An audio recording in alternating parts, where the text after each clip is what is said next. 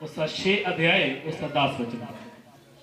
क्यों जो परमेश्वर कुनियाई नहीं हाँ जी। जो तुहाडे काम ਨੂੰ ਅਤੇ ਉਸ ਪ੍ਰੇਮ ਨੂੰ ਭੁੱਲ ਜਾਵੇ ਜਿਹੜਾ ਤੁਸਾਂ ਉਹਦੇ ਨਾਮ ਨਾਲ ਵਿਖਾਇਆ ਭਾਈ ਤੁਸਾਂ ਸੰਤਾਂ ਦੀ ਸੇਵਾ ਕੀਤੀ ਨਾਲੇ ਕਰਦੇ ਵੀ ਹੋ।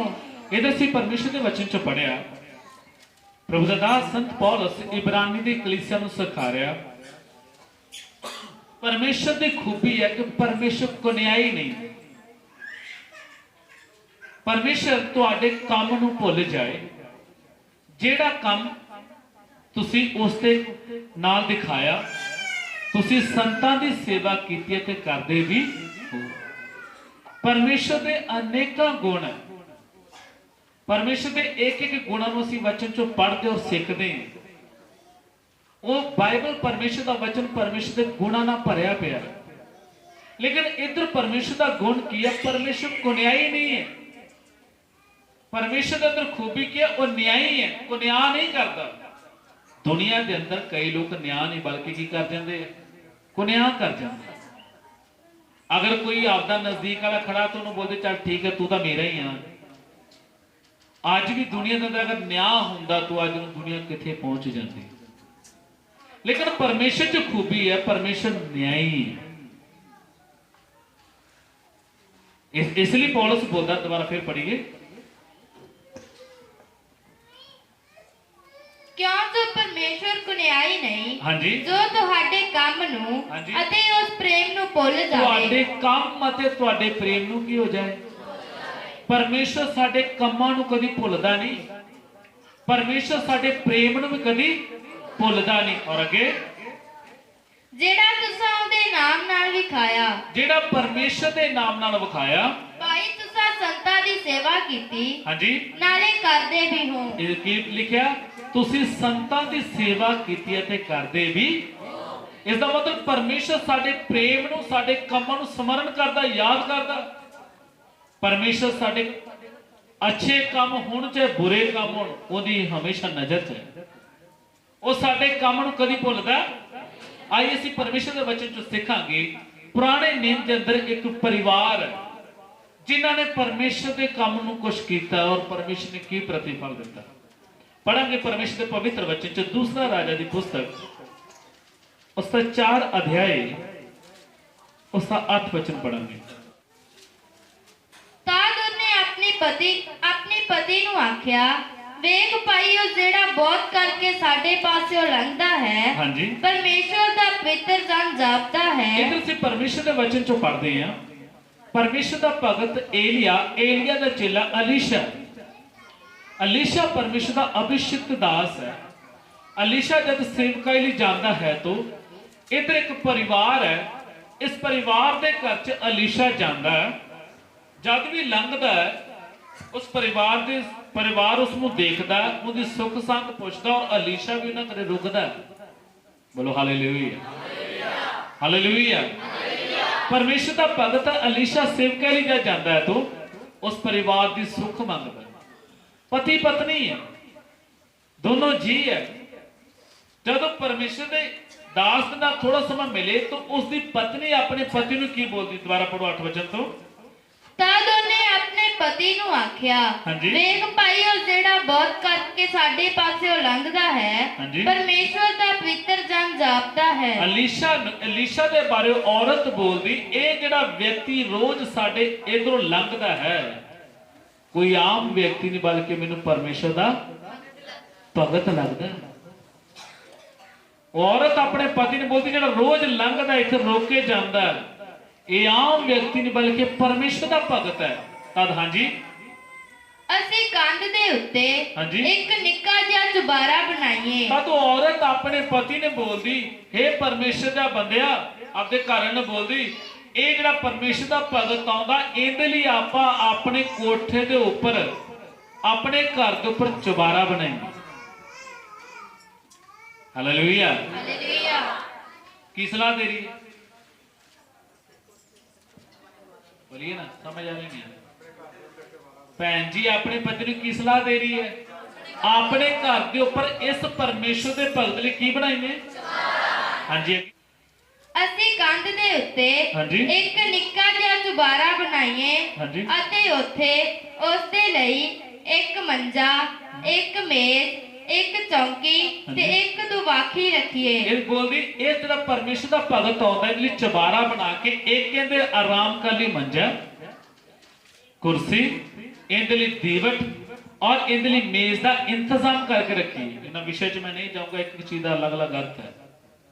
ਲੇਕਿਨ ਉਹ ਪਰਮੇਸ਼ਰ ਦੇ ਭਗਤ ਦੇ ਲਈ ਉਹ ਜਦ ਸਾਡੇ ਘਰ ਆਏਗਾ ਤਾਂ ਬੈਠ ਕੇ ਆਰਾਮ ਕਰੇ, ਕਿਉਂਕਿ ਅੱਗੇ ਆਉਂਦਾ ਹੈ ਚਲਾ ਜਾਂਦਾ ਹੈ। ਲੇਕਿਨ ਇਹਨਾਂ ਦੀ ਇੱਛਾ ਕੀ ਹੈ? ਜਦ ਉਹ ਸਾਡੇ ਘਰੇ ਆਏ ਮੰਜਾ ਚੁਬਾਰੇ 'ਚ ਕਾਂ 'ਚ ਬੈਠ ਕੇ ਸਾਡੇ ਲਈ ਪ੍ਰਾਰਥਨਾ ਕਰੇ, ਸਾਡੇ ਘਰ ਆਣ ਕੇ ਆਰਾਮ ਕਰੇ, ਸਾਡੇ ਘਰ ਆਣ ਕੇ ਰੁਕੇ। ਤਦ ਉਹਨਾਂ ਨੇ ਜੋ ਸਲਾਹ ਕੀਤੀ, ਪਤੀ ਨੇ ਅੜਚਨ ਨਹੀਂ ਪਾਈ, ਪਤੀ ਨੇ ਵੀ ਯਕਦਮ ਸਹਿਮਤ ਹੋ ਕੇ ਬੋਲਦਾ ਜੋ ਤੂੰ ਬੋਲਦੀ ਹੈ ਮੈਂ ਸਹਿਮਤ ਹਾਂ। ਤਦ ਉਸ ਪਰਿਵਾਰ ਨੇ ਉਸ ਪਰਮੇਸ਼ਰ ਦੇ ਭਗਤ ਲਈ ਜਦੋਂ ਆਉਂਦਾ ਸੀ ਤਾਂ ਉਹਦੇ ਲਈ ਇੱਕ ਕਮਰਾ ਬਣਾਇਆ, ਉਹਦੇ ਲਈ ਇੱਕ ਚਾਰਪਾਈ, ਇੱਕ ਮੰਜਾ ਰੱਖਿਆ, ਟੇਬਲ ਲਾਇਆ, ਕੁਰਸੀ ਲਾਈ, ਦੀਵਟ ਰੱਖਿਆ। ਕਿਉਂ? ਅਗਰ ਰਾਤ ਵੀ ਰੁਕਣਾ ਚਾਹੇ ਤਾਂ ਸਾਡੇ ਘਰੇ ਰੁਕੇ। ਜਦ ਇਹ ਸਾਡੇ ਘਰ 'ਚ ਇਹਨਾਂ ਨੂੰ ਸਮਝ ਆ ਗਈ ਔਰ ਇਹਨਾਂ ਨੇ ਇਸ ਦਾ ਗਿਆਨ, ਇੱਕ ਪਰਮੇਸ਼ਰ ਦੇ ਭਗਤ ਦੀ ਸੇਵਾ ਕਰਨਾ ਪਰਮੇਸ਼ਰ ਪ੍ਰਤੀਫਲ ਦਿੰਦਾ। ਹਾਲੇਲੂਇਆ। ਤਦ ਹੋਇਆ ਕਿ ਅੱਗੇ ਪੜ੍ਹੀਏ। ਅਤੇ ਇਉਂ ਹੋਵੇਗਾ ਹਾਂਜੀ। ਕਿ ਜਦ ਉਹ ਸਾਡੇ ਕੋਲ ਆਵੇ ਤਾਂ ਉੱਥੇ ਰਹਿ ਸਕੇਗਾ।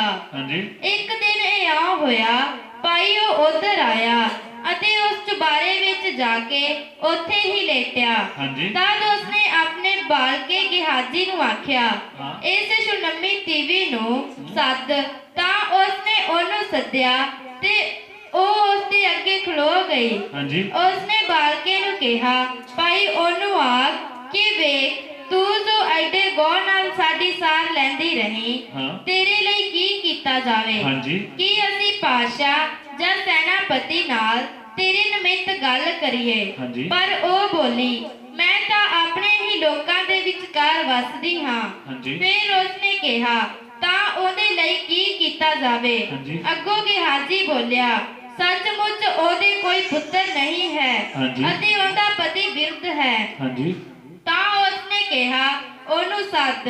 ਸੋ ਉਸਨੇ ਉਹਨੂੰ ਸੱਦਿਆ ਤੇ ਉਹ ਬੂਹੇ ਵਿੱਚ ਆਣ ਖਲੋਤੀ। ਹਾਂਜੀ। ਤਦ ਉਹ ਬੋਲਿਆ, ਐਸੇ ਰੁੱਤੇ ਬਸੰਤ ਦੀਆਂ ਦਿਨਾਂ ਦੇ ਨੇੜ ਤੇਰੇ ਕੁੱਛੜ ਪੁੱਤਰ ਹੋਵੇਗਾ। ਹਾਂਜੀ। ਉਹ ਬੋਲੀ, ਨਹੀਂ ਮੇਰੇ ਸੁਆਮੀ, ਪਰਮੇਸ਼ਵਰ ਦੇ ਜਨ, ਆਪਣੀ ਟੈਰਲ ਨਾਲ ਝੂਠ ਨਾ ਬੋਲ। ਇਧਰ ਜਦ ਅਸੀਂ ਵਚਨ ਪੜ੍ਹਦੇ ਹਾਂ ਤਾਂ ਜਦ ਇਹਨਾਂ ਸੋਚਿਆ ਨਹੀਂ ਬਲਕਿ ਤਿਆਰ ਵੀ ਕਰਤਾ। ਇੱਥੇ ਇੱਕ ਰੁਕ ਕੇ ਸੋਚਣ ਵਾਲੀ ਗੱਲ ਹੈ, ਸਭ ਧਿਆਨ ਦੇ ਕੇ ਸੁਣਨਾ। ਕਈ ਵਾਰੀ ਅਸੀਂ ਪਰਮੇਸ਼ਰ ਦੇ ਕੰਮ ਵਾਲੀ ਸਲਾਹਾਂ ਕਰਦੇ ਜ਼ਿੰਦਗੀ ਲੰਘ ਜਾਂਦੀ। ਅੱਛਾ, ਇਹ ਕਰਾਂਗੇ ਆਪਦੇ ਅਨੇਕਾਂ ਕੰਮ ਕਰ ਲੈਨੇ, ਨਹੀਂ ਸੋਚਿਆ ਅਸੀਂ ਵੀ ਰੱਬ ਲਈ ਕੁਝ ਕਰਨਾ, ਪਰ ਕਰਦੇ ਤਾਂ 10 ਸਾਲ ਲੰਘ ਗਏ।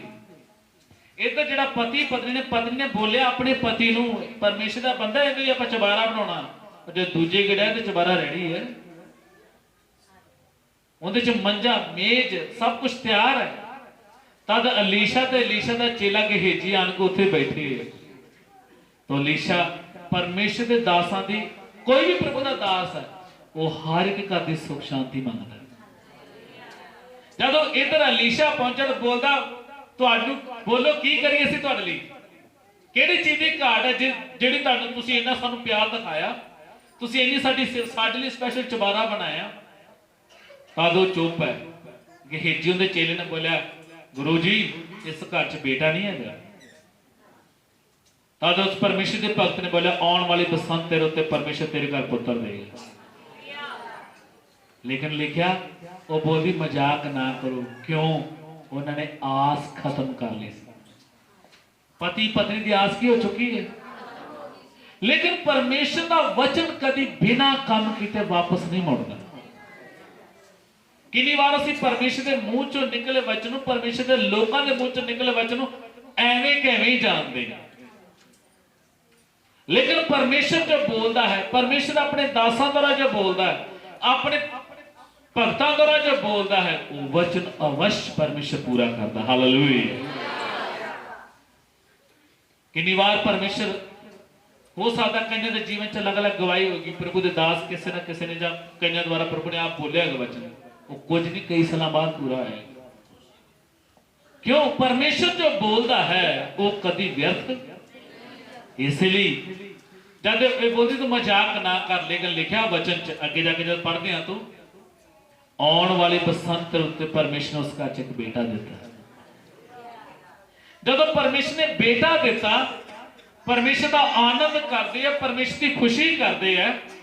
लेकिन जब बेटा बड़ा होया, एक दिन वाढी का वेला सी, जो बेटा सी अगे जाके पूरा लंबा चैप्टर पढ़ने तो अगे आएगा, वो जो छोटा लड़का वो अपने बाप नाल खेत में है और अपने बाप ने बोलता, हाय बाप मेरा सिर दुखदा, मेरा सिर बड़ा दुखदा। उन्हें की किया, उस बेटे को घरे भेजता, जा तो अपनी मां को चला जा, तेरा सिर दर्द होंदा। लिखा जब मां दे कोल आया तो मां दे कोल बैठा बैठा थोड़े समय बाद मर गया। कौन? बेटा मर गया। लेकिन परमेश्वर की भक्ति का विश्वास वेखो, घर च बेटा मर गया, अपने पति को दसिया तक नहीं है। और जब पति बाहर खेत च काम कर रहा, उत्थे गई चल के बेटा घरे है और जाके बोलती, मेरे नाल नौकर भेज कोई, मैं जाना अज परमेश्वर के भगत को मिलने जाना। वो पता अज कोई प्रोग्राम नहीं, कोई अज त्योहार, तू लैन की जाना। एक पत्नी का विश्वास वेखे, अपने पति ने जाके दसिया नहीं, जो अपन परमेश्वर ने इकलौता एक बेटा दिता सी मर गया। इसके अंदर विश्वास है। हालेलुया। बेटा घरे लाश पई है और जाके अपने पति ने बोल दिया, अपने नौकरों को भेज, मेरे लिए इंतजाम कर, मैं परमेश्वर के भगत को जाना। तब बोलता मैं दसता सी, अपने पति ने बोल दी, चिंता ना कर, तू मैनू भेजेगा तो फायदा ही होएगा, नुकसान नहीं होएगा। जब एक औरत परमेश्वर के दास अलीशा को ले जा रही है, अलीशा अपने चेले को वेख के बोलता है, औरत आ रही है। जाके बोलती, जेड़ा बेटा तू परमेश्वर ने दिता ही तेरे बोलन सार मर गया, चल मेरे नाल, मैनू बेटा जिंदा चाहिए। हालेलुया। तब उसने अपने चेले को भेजा। उनका चेला कहे जी नहीं, कहते चेला नहीं चाहिए, तू चल। लिखा जब परमेश्वर का भगत उस घर च पहुंचा और परमेश्वर के सामने घुटने टेके प्रार्थना करना शुरू किया, हे परमेश्वर तू मैंने इस घर में भेजा, हे परमेश्वर तेरे दास मैं अज इस घर च आया हाँ। लिखा जब अलीशा उस मंजे पर बेटे ने लटाया, अलीशा उस बच्चे के ऊपर पसर गया, उस बच्चे के ऊपर लेट गया, उन्हें मुंह के ऊपर अपना मुंह रखा। वो वचन पढ़ांगे अगे अंक लास्ट 4 का 32 वचन तो पढ़ांगे। जद अलीशा घर विच आया तां वेखो मुंडा मोया होया उसदे मंजे उत्ते पिया सी। सो अंदर गया और उन्हां दोहां लई बूहा पेड़ लिया अते यहोवा दे अगे बेनती कीती। तद ओ चढ़ के बालक उत्ते लेट गया अते उसने अपना मुंह ओदे मुंह उत्ते अते अपनियां अखियां ओदियां ध्यान दे के समय ना परमेश्वर दा भगत कर की रहा। उस बच्चे के मुंह के उपर अलीशा अपना मुंह रख रहा, उहदियां अखां ते अपनियां अखां, उहदे हाथां ते अपने हाथ रख के अते उहदे उत्ते पसर गया। तद उस बच्चे दा शरीर निग्गा हो गया। उस बच्चे दे शरीर च गरमैश आउणा की हो गई। मरे दा शरीर गर्म नहीं होता बल्कि ठंडा हो जाता।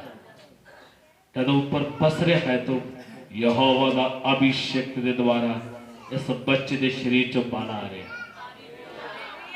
पति को पता नहीं है खेच काम करता है। अगर आज ये घटना हो जाती तो साढ़े हाथ में तो बाइबल है, इस परमेश्वर के सामने इस औरत के जीवन का विश्वास सानू सीखने नहीं मिलता। एक औरत का विश्वास परमेश्वर के भक्त को अपने घर लेके आई और परमेश्वर का जन भी उनके ऊपर मेहनत कर रहा है। ਉਹਦੇ ਉੱਪਰ ਪਸਰਿਆ ਔਰ ਧੀਰੇ ਹੌਲੀ ਹੌਲੀ ਉਸਦਾ ਸਰੀਰ 'ਚ ਗਰਮੈਸ਼ ਹੋਣਾ ਸ਼ੁਰੂ ਹੋ ਗਈ। ਔਰ ਅੱਗੇ ਫਿਰ ਉਹ ਪਰਤ ਪਿਆ ਹਾਂਜੀ। ਅਤੇ ਇੱਕ ਵਾਰੀ ਘਰ ਵਿੱਚ ਇੱਧਰ ਉੱਧਰ ਟਹਿਲਿਆ। ਹਾਂਜੀ। ਤਦ ਉਹ ਚੜ ਕੇ ਉਹਦੇ ਉੱਤੇ ਪਸਰ ਫਿਰ ਗਿਆ। ਜੋ ਥੋੜਾ ਜਿਹਾ ਸਰੀਰ 'ਚ ਗਰਮੈਸ਼ ਹੈ, ਫਿਰ ਅਲੀਸ਼ਾ 2 ਮਿੰਟ ਸਾਈਡ ਹੋਇਆ, ਪ੍ਰਾਰਥਨਾ ਕਰ ਰਿਹਾ, ਫਿਰ ਦੁਬਾਰਾ ਉਹਦੇ ਉੱਪਰ ਲੇਟਿਆ। ਹਾਂਜੀ। ਤੇ ਮੁੰਡਾ 7 ਵਾਰੀ ਛਿੱਕਿਆ ਅਤੇ ਮੁੰਡੇ ਨੇ ਆਪਣੀਆਂ ਅੱਖੀਆਂ ਖੋਲੀਆਂ। ਬੋਲੋ ਹਾਲੇਲੂਇਆ, ਬੋਲੋ ਹਾਲੇਲੂਇਆ। ਹਾਲੇਲੂਇਆ। ਇਧਰ ਇੱਕ ਪਰਮੇਸ਼ਰ ਦਾ ਭਗਤ ਯਹੋਵਾ ਦੇ ਸਾਹਮਣੇ ਘੁਟਨੇ ਟੇਕ ਕੇ ਪ੍ਰਾਰਥਨਾ ਕਰ ਰਿਹਾ ਹੈ। हे परमेश्वर दे जन, तेरे बोलने के अनुसार प्रभु तो इस घर च बेटा देता और बोलते समय जब 7 वार सिक्या, 7 नंबर परफेक्ट हूं दसदा सिद्धता। हालेलुया। हालेलुया। जब 7 वार सिक्या मुंडे ने अपनी अखां खोल दी। हालेलुया। हालेलुया। क्यों? यहोवा दा अभिषेक अलीशा इन्हां दे घर च आया।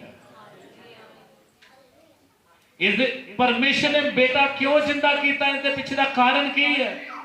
इब्रानियां च आपां पढ़िया, परमेश्वर साडे कम्मां नूं कदी भुलदा नहीं है, परमेश्वर साडे प्रेम नूं कदी भुलदा नहीं है जिहड़ा असीं उहदे नाम दे करके दिखाया है। तुसीं संतां दी सेवा कीती ते करदे भी हो।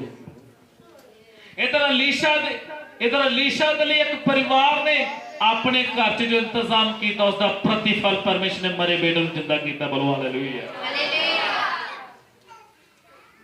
ਅਸੀਂ ਕਿਹੜੀ ਸੋਚਦੇ ਨਹੀਂ, ਐਵੇਂ ਹੀ ਇਸ ਪਰਿਵਾਰ ਦੇ ਆ ਪੂਰਾ ਪੜ ਦੋ। ਤਦ ਉਸਨੇ ਗਹੇਜੀ ਨੂੰ ਸੱਦ ਕੇ ਆਖਿਆ, ਹਾਂਜੀ। ਇਸ ਸੁਨਮੀ ਨੂੰ ਸੱਦ ਲੈ। ਉਹਦਾ ਨਾਮ ਸੁਨਾਮੀ ਸੀ। ਹਾਂ, ਸੁਨਾਮੀ ਨੂੰ ਸੱਦ ਲਿਆ। ਸੋ ਉਸਨੇ ਉਹਨੂੰ ਸੱਦਿਆ ਹਾਂਜੀ। ਅਤੇ ਜਦ ਉਹ ਉਸਦੇ ਕੋਲ ਅੰਦਰ ਆਈ ਤਾਂ ਉਹ ਬੋਲਿਆ, ਆਪਣੇ ਪੁੱਤਰ ਨੂੰ ਚੁੱਕ ਲੈ। ਹਾਂਜੀ। ਤਦ ਉਹ ਅੰਦਰ ਆਈ ਤੇ ਉਸਦੇ ਚਰਨਾਂ ਉੱਤੇ ਡਿੱਗੀ ਹਾਂਜੀ। ਅਤੇ ਆਪ ਨੂੰ ਧਰਤੀ ਤੇ ਨਿਵਾਇਆ। ਤਦ ਉਸ ਔਰਤ ਨੇ ਪਰਮੇਸ਼ਰ ਦੇ ਦਾਸ ਦੇ ਪੈਰਾਂ 'ਚ ਡਿੱਗ ਕੇ ਉਸ ਨੂੰ ਦੰਡਵਤ ਕੀਤਾ। ਕਿਉਂ? ਅਗਰ ਅੱਜ ਪਰਮੇਸ਼ਰ ਦਾ ਚਰਨ ਮੇਰੇ ਸਾਹਮਣੇ ਨਾ ਹੁੰਦਾ ਤਾਂ ਮੇਰਾ ਬੇਟਾ ਕਦੀ ਜਿੰਦਾ ਹੋ ਨਹੀਂ ਸੀ ਸਕਦਾ। इस वचन के अंदर मेन जो सी, अगर ये परमेश्वर के काम लिए कुछ ना कर दे तो विश्वासी भाई भैन सुन रहे, इन्हां दे कामां नूं परमेश्वर ने वेख्या। परमेश्वर अलीशा की दुआ क्यों सुन रहा? अलीशा बोलता, हे परमेश्वर मैनू कितना प्यार किया इन्होंने, तेरे दास के लिए रहने के लिए इन्होंने कमरा बना के दिता। जब भी मैं इस घर च आना हाँ मेरा कितना इज्जत मान करते हैं। परमेश्वर इस बेटे को जिंदा कर, प्रभु इस बेटे को जिंदा कर। और वो समा आया, परमेश्वर ने उस बच्चे को जिंदा करके मां के हाथ सौंपता। साडे जीवन के अंदर असीं हमेशा ध्यान रखना, मैं परमेश्वर के राह लई कितना की कर रहे हैं। परमेश्वर साडे प्रेम और साडे काम नूं कदी भुलदा। आम ही लोग कई बार कह देते अपने नॉर्मली कोई अचानक घटना बीते बोलते बच जाए ना बंदा, बोलते पुण्यदान किया। कोई एक्सीडेंट हो ना कदे कहते बंदे बच गए जी, कहते बच गए जी, बोलते शुक्र है कुछ दिता लिया या भला किया की आ गया। परमेश्वर भी अपने चुने हुए की सेवा नूं कदी भुलदा नहीं, उन्हां दे कामां नूं कदी भुलदा। इसलिए करनेलियुस नूं बोलदा, तेरियां प्रार्थनावां और तेरे दान परमेश्वर के घर च पहुंच गए। हालेलुया। इसलिए परमेश्वर ने चुने भाई और बहनों, इस सुनेमन स्त्री की तरह साडा विश्वास और साडे अंदर दा हिम्मत वधना। अगर इसने परमेश्वर के भगत अलीशा की सेवा करके पहला बेटा पाया और उस बाद बेटा मर गया, उस बेटे के बाद परमेश्वर ने बेटे नवी जिंदगी दी है। साडे जीवन च भी परमेश्वर देखता है कि असी उसके काम लिए कितना अगे वध रहे, असी उसके दासां का कितना आदर करते, असी परमेश्वर की कलीसिया का कितना आदर करते, असी परमेश्वर की सेवकाई च कितना सहयोग देंगे, असी साडे जीवन च कितनी प्रार्थनावां, असी परमेश्वर के काम राज लिए की कर रहे हैं, असी सेवकाई च कितना साथ देने। कई बार कई लोग है भाई भैन जेडे बेचारे साडे नाल सेवा जाते रात 11 ਵਿਚਾਰੇ, ਉਹਨਾਂ ਵਿਚਾਰੇ ਨੇ ਕਿਉਂ ਇੱਕ ਮਨ ਚ ਹੈ ਪ੍ਰਭੂ ਅਸੀਂ ਤੇਰੀ ਸੇਵਾ 'ਚ ਜਾਣਾ। ਕਈ ਬੋਲਦੇ ਨਹੀਂ ਸਰ ਤੋਂ ਬਈ ਹਨੇਰਾ ਨਹੀਂ ਜਾਇਆ ਜਾਂਦਾ, ਸਰ ਤੋਂ ਨਹੀਂ ਤੁਰਿਆ ਜਾਂਦਾ ਹਨੇਰੇ 'ਚ। ਕਈ ਹੈ ਜਿਹੜੇ ਬੋਲਦੇ ਸਾਨੂੰ ਨਾਲ ਰੱਖੋ, ਅਸੀਂ ਪ੍ਰਭੂ ਦਾ ਕੰਮ ਕਰਨਾ ਚਾਹੁੰਦੇ ਹਾਂ। ਕਿਉਂ? ਪਰਮੇਸ਼ਰ ਦੇ ਕੀਤੇ ਹੋਏ ਕੰਮਾਂ ਦਾ ਪ੍ਰਤੀਫਲ ਪ੍ਰਭੂ ਦੇਗਾ। ਹਾਲੇਲੂਇਆ। ਪਰਮੇਸ਼ਰ ਲਈ ਬੀਜਿਆ ਕੁਝ ਅਸੀਂ ਵੱਢਾਂਗੇ। ਇਸ ਲਈ ਵਚਨ 'ਚ ਪੌਲਸ ਬੋਲਦਾ ਜਿਹੜਾ ਖੁੱਲੇ ਦਿਲ ਬੀਜਦਾ ਹੈ ਖੁੱਲੇ ਦਿਲ। ਇਸ ਲਈ ਇਸ ਔਰਤ ਨੂੰ ਮਿਲਿਆ ਪ੍ਰਤੀਫਲ ਸਮਝ ਆ ਗਈ। परमेश्वर ने मरे बेटे ने जिंदा किया। हालेलुया। उस चबारे च उस बेटे पर एलीशा पसरिया और परमेश्वर ने उसकी प्रार्थना सुनकर उस बच्चे को जिंदा किया। आज भी साडे जीवन च परमेश्वर साडे बिगड़े सब काम करने की शक्ति रखता। साडे घर के हालात नूं बदलण वाला परमेश्वर है। साडी जिंदगी नूं बदलण वाला परमेश्वर, लेकिन वो चाहुंदा है असीं उसके राज लई अगे वधण वाले बन जाइए। कितनी बार असं बोलते नहीं प्रभु तू कुछ नहीं करता, प्रभु सब कुछ करता है। अगर असी परमेश्वर तो दाएं बाएं भटकांगे तो भी साडे तो पासे हो जाता है। लेकिन वह चाहता है मेरे सामने सीधे मन नाल चलिए। वचन लिखा सीधे लोग परमेश्वर का दर्शन पाएंगे। हालेलुया। प्रभु ना पवित्र वचन राश दे आइए खबर करेंगे शरण प्रभु के कदमां च पावांगे।